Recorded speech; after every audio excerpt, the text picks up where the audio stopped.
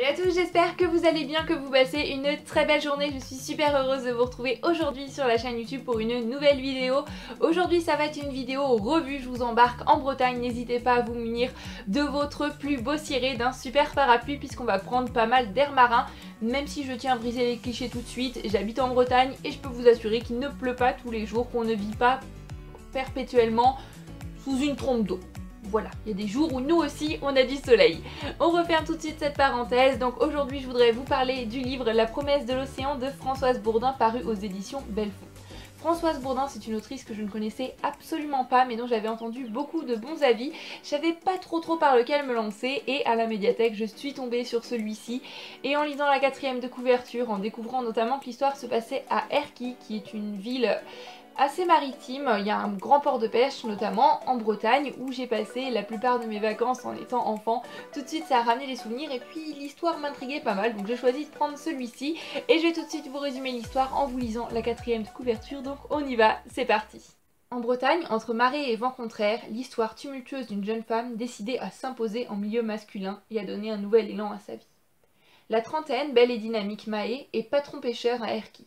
Son quotidien, entretenir ses bateaux et lutter contre les caprices de l'océan, assurer l'avenir de ses marins. Autant dire qu'elle n'a pas le loisir de se consacrer aux hommes qui la courtisent. Et si son amie Armelle met tout en œuvre pour l'encourager à profiter de la vie, Mahé refuse obstinément de s'engager, car son amour de jeunesse, celui qu'elle allait épouser, l'a quitté sur une tragédie qui va prendre le goût de la trahison. Pourtant, entre révélations explosives et chantage, le hasard pourrait lui offrir une chance unique de renouer avec son cœur de femme. C'est un livre que j'ai vraiment beaucoup aimé, que j'ai savouré jusqu'à la dernière page, j'ai passé un excellent moment. C'est un livre qui sent la mer, qui sent les embruns, qui sent l'océan, vraiment. L'autrice a une écriture très visuelle, un petit peu cinématographique si vous voulez, j'avais l'impression de voir les scènes, mais aussi de les sentir, de les ressentir, c'était très immersif, j'étais vraiment plongée à Erquy, et d'autant plus comme je vous le disais que c'est un village que je connais assez puisque j'y passais pas mal de mes vacances étant petite, j'avais vraiment l'impression de m'y retrouver et ça faisait un bien fou. J'avais simplement l'impression d'être en vacances rien qu'en me plongeant dans les pages de ce livre.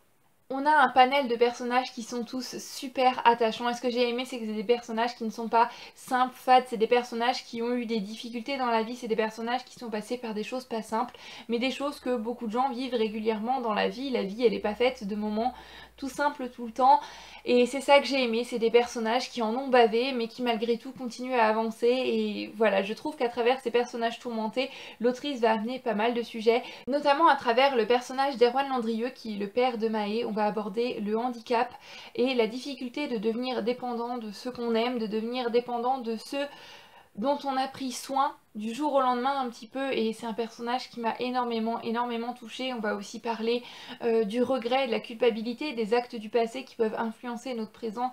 C'est vraiment très bien amené. Et un sujet assez principal dans ce livre aussi, ça a été le sujet du deuil, que ce soit la perte d'une femme, que ce soit la perte d'une mère.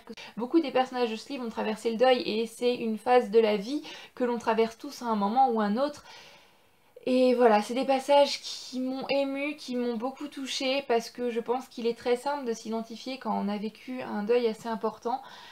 Et voilà, je trouve que c'est très bien écrit, c'est très bien amené et moi ça a su me toucher, ça a su me percuter. Ce que j'ai beaucoup apprécié aussi c'est l'histoire. On ne tombe pas dans une histoire d'amour, gnangnan, cucu la praline. Dès les premières pages on se dit bah ça va être super simple, ça va se finir comme ça c'est sûr. Et ben non. Parce que c'est une histoire d'amour compliquée, c'est une histoire d'amour avec des incompréhensions, c'est une histoire d'amour avec des malentendus, avec des disputes, avec des hauts, avec des bas.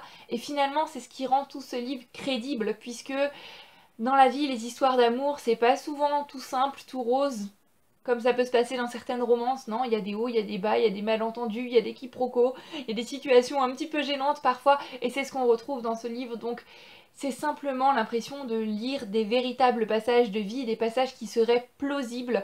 C'est vrai que parfois ça fait du bien de lire une histoire d'amour un petit peu simple, on se dit qu'est-ce que ce serait bien que ça se passe comme ça dans la vie, peut-être que ça se passe comme ça pour certaines personnes, mais là c'est vraiment cette impression que les personnages chez nos amis, on les connaît, ça peut être une personne que vous avez croisée dans la rue, une personne que vous avez vue je ne sais où, une personne de votre entourage, un ami, puisque c'est plausible, c'est crédible et c'est ce qui apporte encore une touche d'émotion en plus au livre j'ai trouvé. Et le dernier point que j'ai beaucoup aimé avec ce livre, c'est que j'ai beaucoup appris sur le monde de la pêche. Le monde de la pêche, j'y connais pas grand chose, et à travers le personnage de Maë, j'ai découvert tout un univers, j'ai découvert un métier difficile mais qui a l'air passionnant, et ça j'ai vraiment beaucoup aimé d'être immergée dans cette vie de marin. Je trouvais que la fin de ce livre était vraiment très belle, je l'ai beaucoup aimé. Malgré tout, il me manquait un petit quelque chose, voilà, j'aurais peut-être aimé rester avec les personnages un petit peu plus longtemps, et c'est peut-être pas j'aurais peut-être aimé, c'est j'aurais sûrement aimé rester avec les personnages un petit peu plus longtemps, je savourais les dernières pages. Un tome 2 me ferait vraiment très plaisir. Voilà, si jamais la maison d'édition Françoise Bourdin, vous regardez cette vidéo, j'aimerais beaucoup un tome 2, ou ne serait-ce qu'un petit chapitre 10 ans après que sont devenus les personnages. Je pense notamment à certains personnages, on a envie de savoir si finalement ils ont réussi ou pas, qu'est-ce qu'ils sont devenus, parce que comme je le disais, c'est cette impression un petit peu que c'est des amis, c'est des gens qu'on connaît, et on les quitte comme ça brusquement, et on sait pas ce qu'ils font de leur vie après, on sait pas ce qu'ils deviennent. On est un petit peu en manque, voilà, on a envie de les retrouver un petit peu plus longtemps.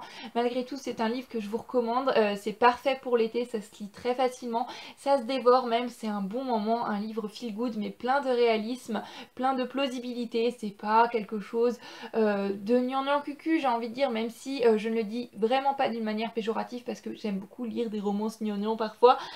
Mais voilà, c'est un livre qui m'a fait du bien, et une chose est sûre, je vais découvrir d'autres livres de Françoise Bourdin. Donc voilà, j'en ai terminé pour cette petite vidéo revue, j'espère qu'elle vous aura plu. Comme d'habitude, n'hésitez pas à laisser un commentaire si vous avez lu ce livre, si vous avez envie de lire ce livre, et surtout si vous avez lu d'autres livres de Françoise Bourdin que vous avez beaucoup aimé, n'hésitez pas à me dire quels sont les titres dans les commentaires, que je puisse regarder s'ils sont à la médiathèque, et pourquoi pas les emprunter, parce que j'ai vraiment envie de découvrir presque toute la biographie de Françoise Bourdin maintenant que j'ai découvert ce livre. En attendant la prochaine vidéo, comme d'habitude, je vous fais à tous plein de bisous, je vous souhaite une très bonne nuit, journée, soirée, quel que soit le moment auquel vous regardez cette vidéo, bien évidemment de très belles lectures, et moi je vous dis à très bientôt dans une prochaine vidéo. Prenez grand soin de vous. Bye bye.